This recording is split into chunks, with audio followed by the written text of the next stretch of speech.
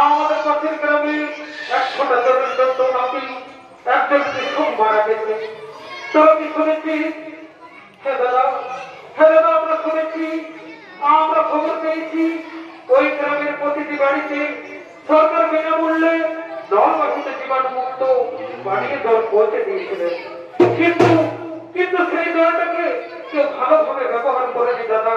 তাই তো তাদেরকে এইরকম দিন দেখতে হলো। ওরে ভাই, ওরে ভাই, আমাদের এমনি বিপদ ঘনিয়ে আসবে। তার চেয়ে বলি, চল আজ থেকে আমরা শপথ নিব, আজ থেকে আমরা আমাদের গ্রামকে আরো সুন্দর করে তুলবো, আরো সুন্দর করে তুলবো।